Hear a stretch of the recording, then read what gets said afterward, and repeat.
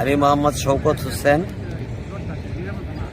শাল উপজেলা ছাত্রদলের সাবেক নির্বাচিত সেক্রেটারি, সাবেক সিনিয়র যুগ্ম আহ্বায়ক, জেলা ছাত্রদলের অন্যতম সদস্য। বর্তমানে আমি মূলদল করি।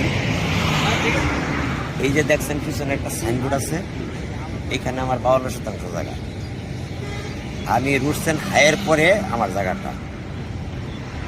এই জায়গায় রাতের অন্ধকারে, গভীর রাত্রে 1-2টার পরে এখানে একজন লোক আছে, জিয়াম বাড়ি, আমিরাবাড়ি ইউনিয়নের, তার নাম হলো জুয়েল। তাকে এক নামেই সারা ইউনিয়ন টিভি তাকে চিনে। সে ভূমিদস্যু, সে জমির দালাল।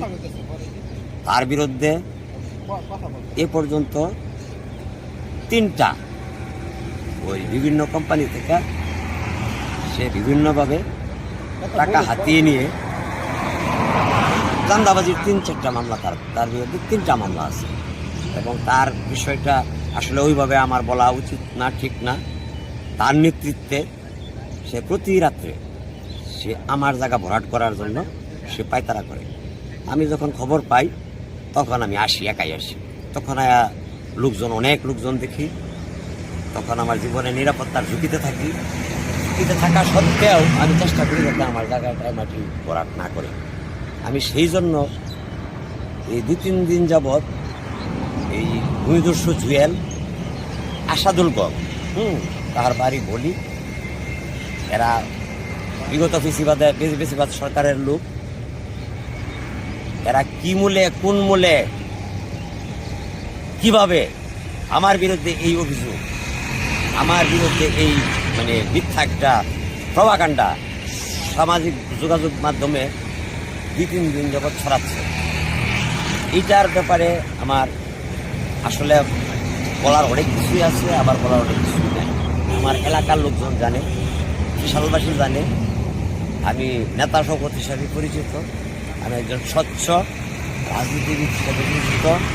এবং আমার জীবনে আমি চেষ্টা করেছি রাজনৈতিক জীবনে অন্যায় কি জিনিস আমি এটা করি নাই, করার কোনো নাই। সব লোক জানে, সবাই জানে। এই আপামর জনসাধারণ, আমিরাবাড়ি ইউনিয়নে আমার বাড়ি।